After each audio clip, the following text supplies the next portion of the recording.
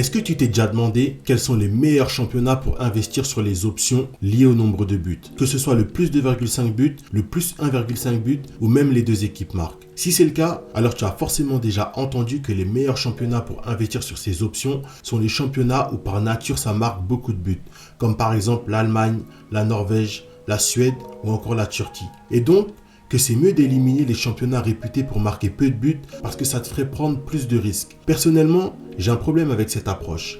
Le problème, c'est que cette approche montre à quel point les gens n'ont aucune compréhension du football et n'arrivent pas à voir en profondeur ce qui se passe dans un match pour pouvoir anticiper. Parce qu'il y a un truc qu'il faut que tu comprennes, c'est que dans les matchs ou dans les championnats dans lesquels tout le monde s'attend à avoir une avalanche de buts, les bookmakers aussi s'attendent à avoir des buts. Et donc, la cote sur laquelle tu vas tomber va forcément être faible. Alors que dans les matchs sur lesquels ce n'est pas flagrant, la cote va tout de suite être beaucoup plus intéressante. Maintenant, ton travail va être de comprendre comment est-ce que tu peux trouver des matchs pour investir sur le nombre de buts dans les matchs ou dans les championnats où c'est beaucoup moins flagrant. Et c'est exactement ce dont on va parler dans cette vidéo. Juste avant de rentrer dans le vif du sujet, je vais prendre quelques petites secondes pour me présenter. Moi, c'est Isma, je suis dans les paris sportifs depuis 2017. J'ai créé la Paris Sportif Academy, la première école de paris sportifs qui a pour mission d'aider les personnes à être rentables avec les paris sportifs pour se créer une nouvelle source de revenus en s'appuyant sur la psychologie du football. J'ai aussi créé un espace privé qui s'appelle l'immersion dans lequel je partage quotidiennement des leçons pour t'apprendre à utiliser la psychologie, mais aussi pour améliorer ton analyse et ton mindset. Pour nous rejoindre,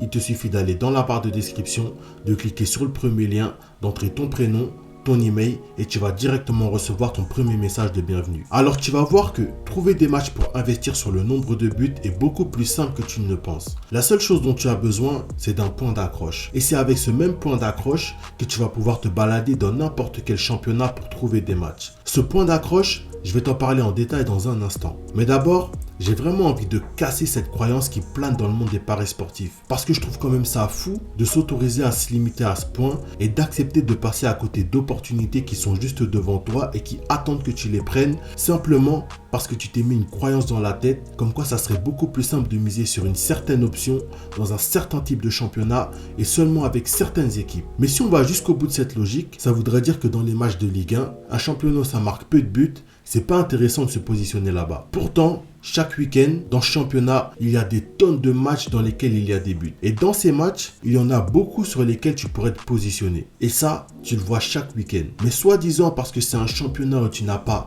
d'armada offensive, ça ne serait pas intéressant. Comme je l'ai dit, ça montre à quel point il y a un gros manque de compréhension dans le football. La première erreur que je vois les gens faire tous les jours, c'est de se dire, puisque c'est telle équipe, ça va marquer. Par exemple, comme c'est le Barça, il y aura des buts. Comme c'est le Bayern, il y aura des buts. Comme c'est le PSG, il y aura des buts. Ok, peut-être, mais tu vois bien que ce genre de réflexion, ce sont des réflexions de bas étage. Parce que les autres équipes, on en fait quoi? Et c'est bien de toujours vouloir aller sur la logique. Mais combien de fois tu es parti sur la logique et cette même logique t'a trahi?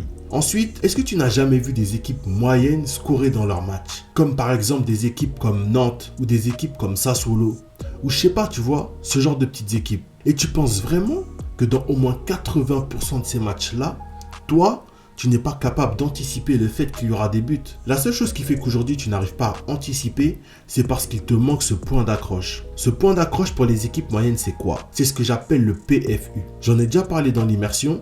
D'ailleurs, si tu n'en fais toujours pas partie et que tu veux recevoir des leçons quotidiennes et en avant-première, tu peux nous rejoindre maintenant en cliquant sur le premier lien dans la description. Donc le PFU, c'est quoi? À la base, c'est un concept marketing que j'ai repris pour l'adapter au paris sportif. Le PFU, c'est le point de frustration ultime. C'est le truc qui fait qu'une personne décide de se bouger à un moment donné. Par exemple, une personne peut avoir pris des kilos en trop au point de ne plus pouvoir fermer le bouton de son pantalon. Et là, cette personne va se dire non, c'est trop.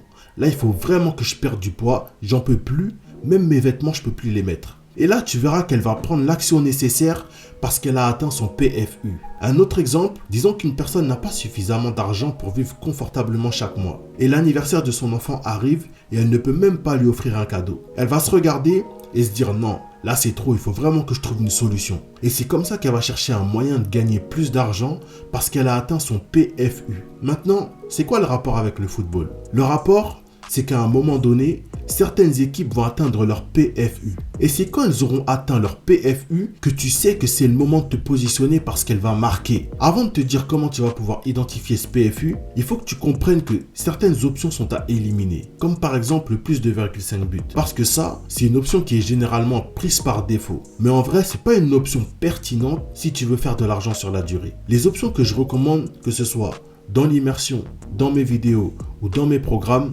c'est les deux équipes marquent, le plus 1,5 but ou le plus 0,5 but. Et pour le plus 0,5 but, il y a une spécificité dont je ne vais pas parler dans cette vidéo, mais j'y reviens très régulièrement dans l'immersion. Parenthèse fermée, comment identifier le PFU? Tu vas voir que c'est hyper simple à faire et surtout, ce n'est que de la psychologie. Par exemple, quand toi tu fais des paris sportifs et que tu viens d'enchaîner 3, 4, 5 défaites de suite, qu'est-ce qui se passe? Tu entres dans ton PFU et la seule chose que tu veux, c'est une victoire pour reprendre de la confiance. C'est normal, c'est psychologique. Maintenant, transférons cette idée dans le football. Quand une équipe vient d'enchaîner plusieurs défaites consécutives, qu'est-ce qui se passe dans leur psychologie? Elles veulent renouer avec la victoire. Et à un moment donné, contre un type d'équipe bien précis, qui généralement est à leur portée, elles vont aller marquer. Parce que pour elles, c'est le match qui va leur permettre de laisser parler toute cette frustration. En face, c'est l'équipe qu'il leur faut et c'est elle qui va payer les pots cassés. Et tu vois, ce genre de match, tu vas en trouver en Chine, en Corée, au Japon,